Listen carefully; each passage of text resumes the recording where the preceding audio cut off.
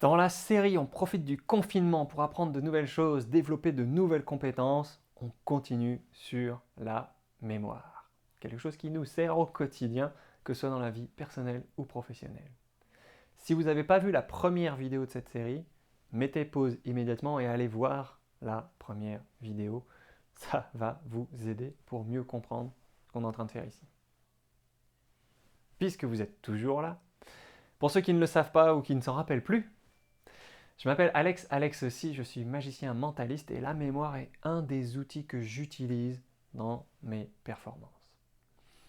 Dans la première vidéo, on a vu que vous avez une mémoire exceptionnelle.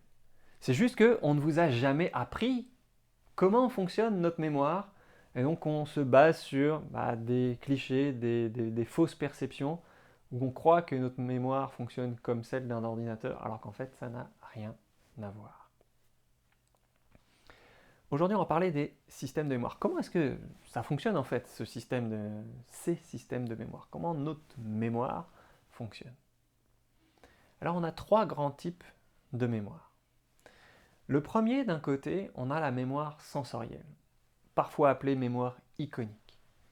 C'est la mémoire des sensations, celle qui me permet de me dire, tiens, ça me picote un peu au bout du doigt depuis 5 minutes. De l'autre côté, on a les mémoires long terme.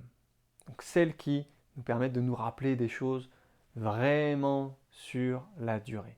Et on a plusieurs systèmes de mémoire long terme. La procédurale, l'épisodique, la sémantique, l'olfacto-gustative, la spatiale. Chacun de ces systèmes de mémorisation est un peu spécialisé dans un type d'information.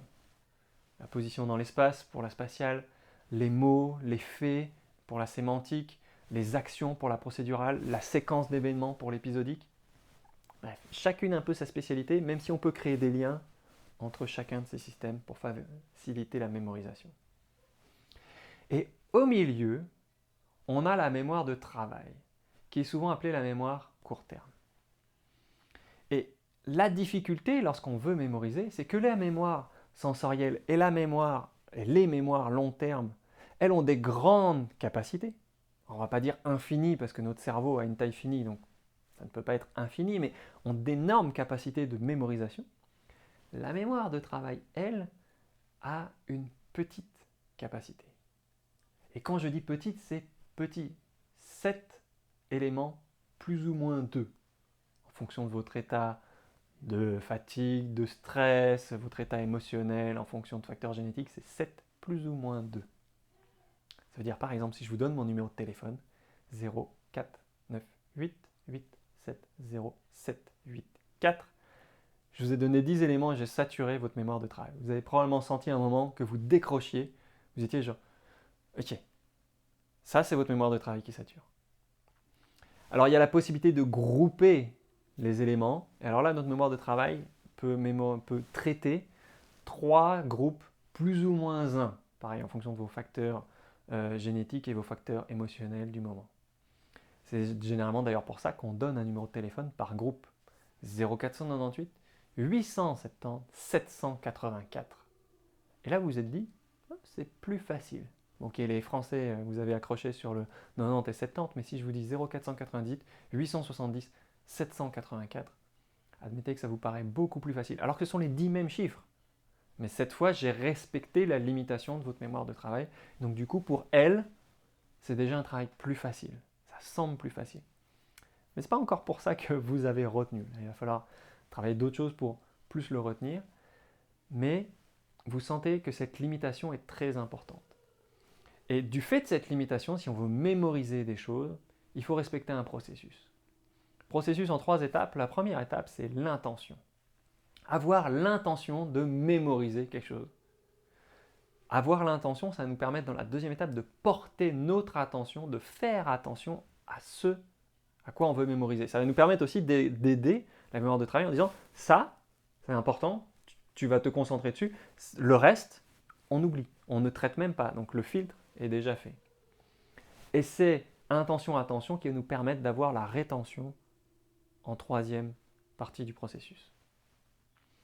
Pour vous illustrer le processus avec quelque chose de concret, une situation que vous avez probablement déjà vécue, Vous êtes dans une soirée entre amis et vous rencontrez une nouvelle personne. Cette personne vous plaît, vous discutez, et au bout de 5 minutes avec cette personne de discussion, vous vous dites, c'était quoi son prénom déjà? Ça vous est déjà arrivé? Moi aussi. Mais ça, c'est vraiment la preuve du manque d'intention, et donc du coup du manque d'attention, qui fait qu'on n'a pas retenu le prénom. Parce que très souvent, quand on a quelqu'un qui se présente, bonjour, je m'appelle Alex, qu'est-ce qu'on est en train de faire? On est en train de réfléchir à comment moi, on va soi-même se présenter. Est-ce que je vais donner mon nom, mon prénom? Est-ce que je vais donner le job que je fais? Est-ce que je vais donner un autre titre? Est-ce que je vais donner ma relation avec l'autre? Est-ce que je suis en tout cas pas en train d'écouter ce qu'on est en train de me dire? Donc la prochaine fois dans une soirée, si vous voulez retenir un prénom, démarrez avec l'intention. Vous voulez retenir le prénom. Et ensuite, faites bien attention. Bonjour, je m'appelle Alex. Alex Alex, ok, ça s'écrit comment? A-L-X, ok, pas de piège. Rien qu'en portant mon attention, ça me permet de demander de répéter et d'être honnête. J'ai le droit de ne pas avoir bien entendu ou d'avoir, surtout si c'est des prénoms pour lesquels on a des consonances où on n'a pas l'habitude, c'est important de les répéter, peut-être même d'essayer de les épeler pour mieux les visualiser du coup et comprendre un peu plus comment. Mais en tout cas, c'est porter son attention sur le prénom. Et rien qu'en faisant ça, ça va déjà être, même sans technique de mémorisation, ça va faciliter la rétention. Dans la prochaine vidéo, on parlera justement de techniques de mémorisation. Comment est-ce qu'on peut faciliter un peu plus le travail de la mémoire de travail et faciliter le travail en rétention et surtout une fois qu'on a retenu en restitution, parce que en fait la mémoire travaille sur deux phases qui est l'intégration et puis ensuite la récupération quand on en a besoin des informations. On verra que les techniques, en fait, elles se basent toutes sur la visualisation, ce qu'on a vu dans la première vidéo, que notre cerveau a plus de facilité avec le visuel, et travaillent sur ce principe d'intention, attention, rétention.